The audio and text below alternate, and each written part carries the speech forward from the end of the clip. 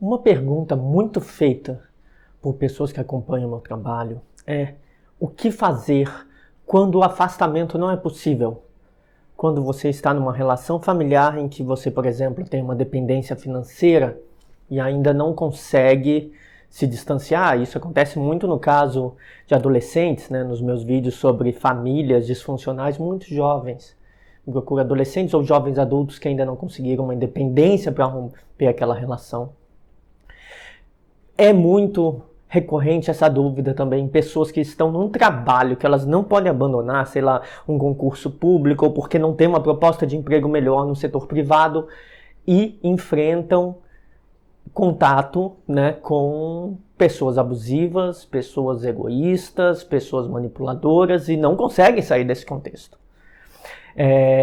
Então eu resolvi fazer esse vídeo para pensar em como reduzir os danos de permanecer num contexto tóxico, num contexto abusivo, num contexto em que há um alto grau de comportamentos nocivos, né? Eu sei que para jovens isso é bastante difícil, principalmente porque quando a gente é jovem a gente não tem tanto controle emocional para lidar com esse tipo de situação.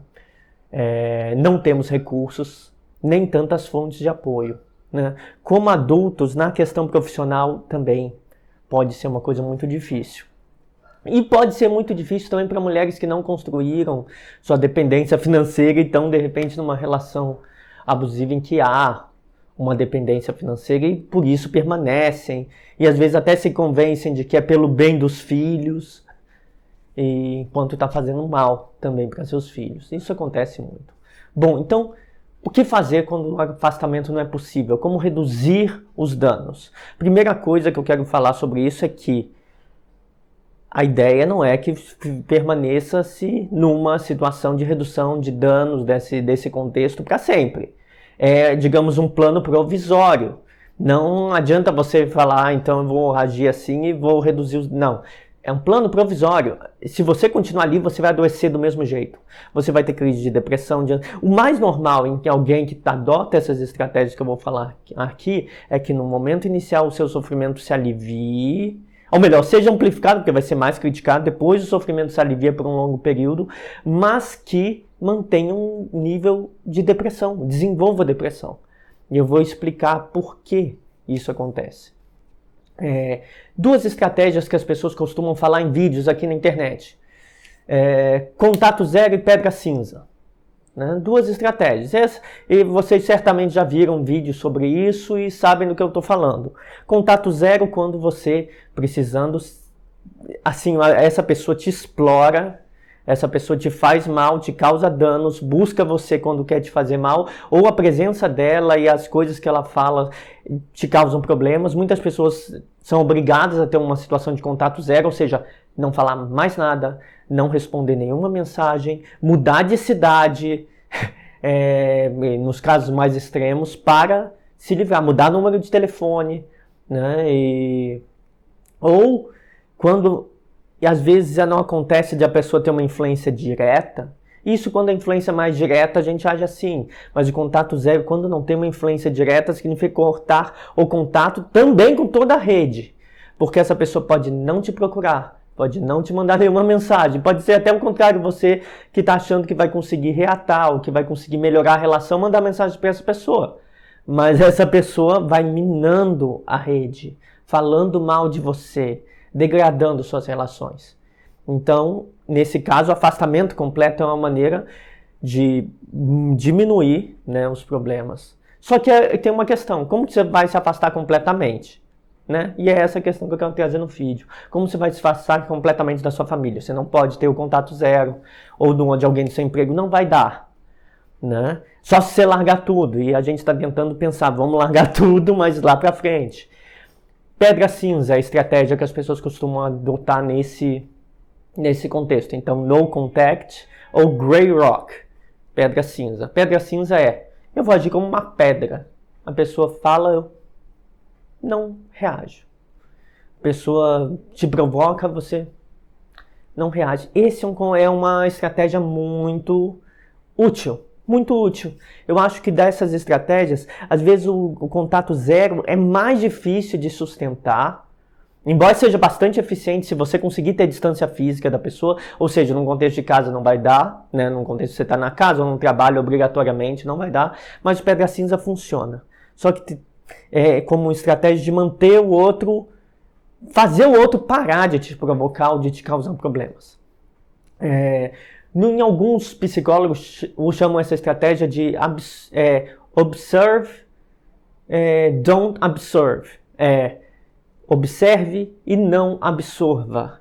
Ou seja, você vai ver a reação daquela pessoa, vai ver ela agindo em relação a você, mas não vai apresentar uma reação. Vou explicar por que isso funciona. Quando é uma pessoa que já tem uma dinâmica relacional, que te ofende, ou te distrata, ou te provoca, ela espera uma reação. Ela espera que você se mostre triste, ou que você se mostre com raiva e reaja, e aí ela vai usar, se você se demonstrar triste, ela vai dizer que você é muito dramático, se você se mostrar com raiva ou reagir, vai falar que você é uma pessoa problemática. Então, não reagir quebra o círculo, faz essa pessoa não saber o que fazer, né? Ela não vai encontrar resposta no que ela fez. Esse é quase um princípio behaviorista, a gente continua agindo na medida em que tem respostas. Não tem respostas, a ação vai entrando em extinção. Eu vou falar disso também depois, né? Então, o principal modo de você conseguir lidar com um contexto que você não pode simplesmente ir embora, partir, fugir, é não apresentar respostas emocionais. A pessoa chega te xingando, isso a gente vê com pais e filhos muitas vezes. Ou um patrão que chega tentando te humilhar. Não dê nenhum tipo de resposta emocional. A pessoa pode falar uma maior grosseria do mundo. Olhe, balance a cabeça. Ou uma estratégia que eu recomendo para jovens bota o fone de ouvido, faz assim com a cabeça, começa a se distanciar. Não expresse nem medo, nem felicidade, né? Tente reduzir na presença dessa pessoa qualquer expressão emocional. Não faça essa pessoa saber se você está feliz, se você está triste ou qualquer coisa. Com o tempo, essa pessoa vai mudar seus comportamentos. Mas é importante que você, nesse tempo, aprender quando. Você vai observar e vai entender quando essa pessoa começa a te provocar, quando ela te ofende. É um ótimo momento para esse distanciamento emocional, para você aprender como essa pessoa funciona. Porque ela vai amplificar as tentativas de provocar ou as ofensas porque você não está reagindo. Ela vai tentar provocar uma reação. Você mantenha, ou seja, observe e não absorva. Observe. Preste atenção no que ela faz, qual é o padrão exato que essa pessoa vai ter. E continue falando o mínimo. Fale o mínimo com essa pessoa, reaja com certa indiferença. Não, reagir com indiferença significa não ignorar completo, que isso pode dar problemas. Mas sim, não, e sem expressões faciais emocionais. Né? Tentar evitar. Mesmo que seja algo que seja só se envolver um risco para outras pessoas, tipo pais violentos, né? Um contexto violento, aí você tem que tomar alguma atitude, mas caso contrário, evitar qualquer resposta emocional. Fazendo isso, você faz com que esse comportamento ofensivo, agressivo, entre em extinção. Se você tem uma resposta, ele se mantém. Se você não dá respostas, ele entra em extinção.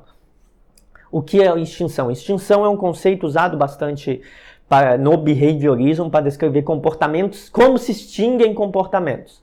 O processo de extinção você não dá resposta àquele comportamento. A resposta esperada àquele comportamento. Você altera a resposta. A pessoa, vendo que você não agiu como ela esperava, vai amplificar a sua tentativa de manter o comportamento. Ou seja, ela vai, se no caso falamos de acusações, falsas acusações, de agressão, ofensas, ela vai amplificar. Ou provocações, ela vai amplificar. Porque ela, não tem algo errado acontecendo. Aí ela vai ficar nervosa. Porque quando uma coisa que é importante para a vida de todo ser humano é a regularidade. A regularidade, a continuidade. Para essa pessoa que vive provocando e ofendendo, depreciando os outros, o regular O cotidiano é ter uma resposta das outras pessoas. Ela faz já esperando. Quando isso muda, ela não vai entender nada. Isso vai ser gerador de ansiedade para essa pessoa. Essa pessoa vai começar a ter ansiedade ampliada. Você está planejando, vai pensar, essa pessoa está planejando algo contra mim, vai ficar meio paranoide, vai achar que você está provocando, vai te acusar disso. Ou seja, quando você não reage, vai haver a princípio uma amplificação da agressão, das acusações, das provocações, né? Vão te culpar por algo, vão te acusar de estar conspirando ou provocando, é o normal, é normal. Isso vai amplificar muito nos primeiros dias até as primeiras semanas. A partir de 1 mês, 2 meses, começa a entrar em vigor o que chamamos então de um processo de extinção. Pode demorar mais ou pode ser até mais rápido, tá? Já soube de situações em que foi mais demorado, mas situações que foram mais rápido. Quanto mais tempo você está naquela relação, mais vai demorar. Se for um pai que faz isso com os filhos, pode demorar meses para entrar em extinção. Se for num trabalho que você recém entrou, mas você não pode abrir mão, pode ser que entre em extinção rápido, né? Então, vai depender, normalmente, alguns meses, semanas ou meses, a depender da profundidade da relação. Se for uma relação muito longa de família, pode demorar alguns meses. Por isso é necessário controle. Então, após você ter esse controle, essa observação e não dar nenhuma resposta emocional a uma mudança, num longo prazo, não vai ter mais tantas acusações, tantas agressões. Essa pessoa vendo que não tem resposta, ela vai diminuir suas ofensas, vai diminuir suas acusações, não vai ter mais o mesmo nível de agressividade no que ela fala, ou não vai provocar mais tanto. Então, o que isso significa que vai estar como que a extinção é a total extinção? Não. É um processo longo prazo. Pode ser que nos primeiros meses isso quase pare, mas de vez em quando aconteça. Aconteceu uma vez depois de 1 mês. Aconteceu uma vez depois de 2 meses. Pode acontecer de vez em quando. Faz parte do processo de extinção que tenham tentativas. O comportamento tenta sobreviver, né, à extinção. Então, às vezes, a pessoa vai ainda tentar te provocar. Ainda vai tentar te acusar de algo.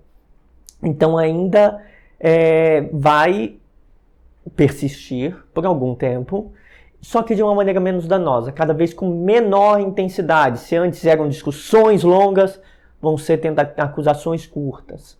Vai diminuir a intensidade, né? Pontos importantes para você saber se você está tentando colocar o comportamento abusivo de alguém em extinção. Quando for extinto, ou até durante o processo, vai haver um redirecionamento. Essa pessoa vai redirecionar em alguém próximo. Se você está numa família, pode redirecionar para outra pessoa da família. Pode ser que seja redirecionado para alguém de outros ambientes, no trabalho. Vai ser redirecionado esse comportamento. Porque é um comportamento esse é um ponto importante. Alivia a ansiedade de quem tem. Quem age agressivamente depreciando os outros, ou culpando os outros, ou acusando os outros, precisa desse comportamento para se sentir bem. E por precisar, essa pessoa esse comportamento vai ter uma função de alívio de ansiedade. Então ela não está funcionando com você, vai redirecionar. Aí é importante você saber orientar outras pessoas que estão em volta. Esse comportamento não vai parar, pode acontecer no trabalho, vai acontecer em outros contextos. Se é um contexto de trabalho e uma pessoa é assim, ela vai redirecionar para outro colega, vai ser redirecionado. Não tem alternativa. Em alguma outra pessoa próxima, alguém vai ser pego de espantalho, vai ser pego de bode expiatório e vai apanhar, né? Alguém. Mas é o que pode ser feito. O máximo que você pode fazer é informar essa outra pessoa e orientar. Olha, eu agi assim, as coisas diminuíram. Sugiro de você agir assim, né? Bom, eu falei no início do vídeo que esse tem que ser um plano provisório, visando um plano de evasão. Você não vai conseguir viver a vida inteira ali. Ninguém consegue viver se abstendo das suas emoções por longo tempo. Tem um processo na psicologia chamado desamparo aprendido. Desamparo aprendido é quando você tenta algo, dá errado, tenta algo, dá errado, tenta algo, dá errado e você desiste. Se você permanecer nesse contexto em que você não pode fazer nada e você vai ter tentativa de punir, que você vai ter que reagir com indiferença, mesmo que sejam pouco frequentes, porque já está praticamente extinto esse comportamento, você vai se abalando. Vendo isso acontecer ao seu redor com outras pessoas, você vai se abalando. E vai se abalando porque você vai se ver como uma pessoa incapaz de reagir. Porque você não consegue ajudar, sempre vai acontecer com outras pessoas. Se não está acontecendo com você, vai acontecer com outra pessoa da sua família, outra pessoa do seu trabalho. E você vai se sentindo incapaz. Isso é um dos elementos do que a gente chama de desamparo aprendido, que é achar que não importa o que eu fizer, vai dar sempre na mesma. Que é relacionado à depressão. É um processo psicológico relacionado à depressão. Porque um dos componentes da depressão não adianta o que eu faço, vai dar tudo errado. Então é importante que essa ausência de respostas emocionais na impossibilidade de um afastamento seja visando o afastamento, seja visando um plano de evasão. Ponto importante que eu gosto sempre de ressaltar: nossas emoções não são só internas. Nós não mudamos nossas emoções para mudar nosso mundo, nós mudamos nosso mundo para mudar nossas emoções. Nossas emoções são resultado da nossa relação com o contexto. Se você permanecer num contexto em que isso acontece, mesmo que não seja mais com você, mas com os outros, esse contexto vai ser degradante, vai ser ansiogênico, vai te causar sofrimento, vai te fazer ficar deprimido. Não adianta permanecer nesse contexto, vai modular suas emoções. Emoções, ponto importante nisso. Destaque importante para isso: emoções não são internas. Emoções são resultado da nossa relação com as outras pessoas, com o nosso entorno. Tá? Isso é algo importante. Então, por isso o plano de evasão. É preciso a longo prazo ter alguma ideia. Você pode, ao mesmo tempo, enquanto está deixando em extinção esse comportamento e não reagindo emocionalmente, você pode estar planejando isso. Pode ser para alguns meses, pode ser para um ano. Não importa, é importante ter um planejamento. Quanto mais tempo você permanecer ali, mais adoecido você vai ficar. Você pode não ficar tão instável e ansioso como antes, que você sofria com culpa, acusações.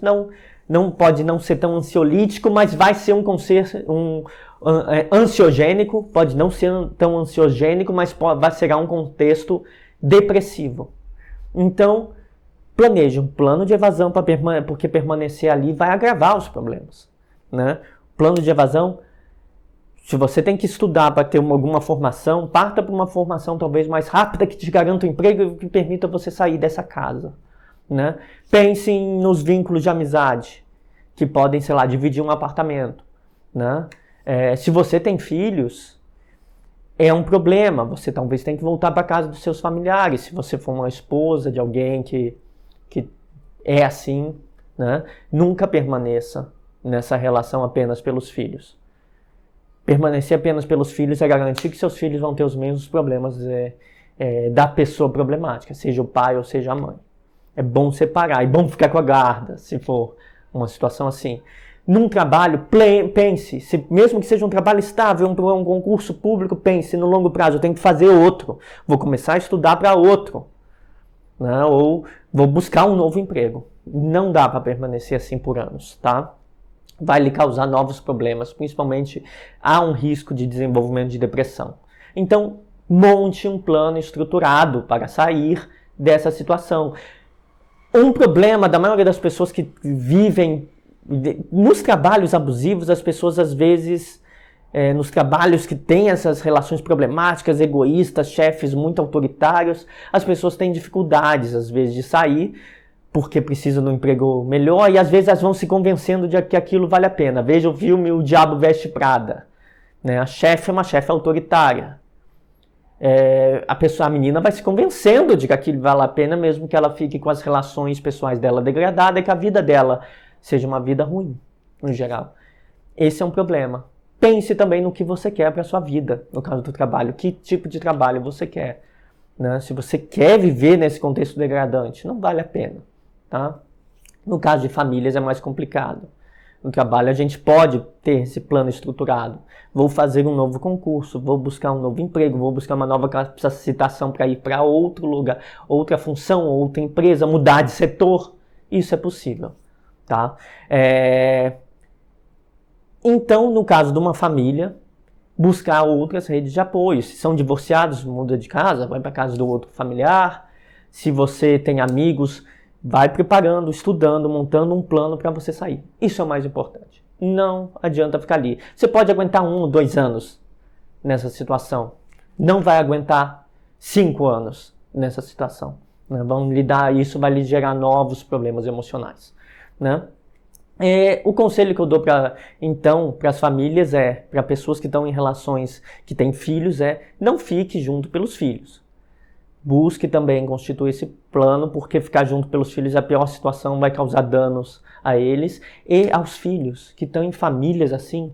Não fiquem ali por respeito aos pais, se eles não te respeitam. Ou essa ideia de família sagrada faz muitas pessoas acharem que devem favores a pessoas ruins. Existe o mal, gente. Existem mães narcisistas, pais narcisistas, familiares psicopatas. Isso tudo existe, gente. Eu conheço pessoas que têm pais que causam extremo sofrimento, que lhe causam problemas de extrema gravidade. Ficar ali não vai adiantar. Honrar seu pai, honrar sua mãe, precisa que tenha uma reciprocidade. Eles também precisam admirar você e gostar de você. Né? Então, evitem também se aderir a essas ideias, né? De eu devo respeito eterno a alguém que não me respeita. Não, você deve respeito a quem te respeita. As outras pessoas você pode simplesmente deixar de lado. É um processo doloroso. Você vai ter tempo para trabalhar isso. Você vai ter tempo para pensar, vai ter tempo para refletir enquanto coloca esse comportamento em extinção. Então, o fundamental, quando o afastamento não é possível, diminua as respostas emocionais, zere, se possível, as respostas emocionais, não reaja. Observe e monte seu plano de evasão. Acho que esse é o melhor modo de pensar no que fazer nesse tipo de situação.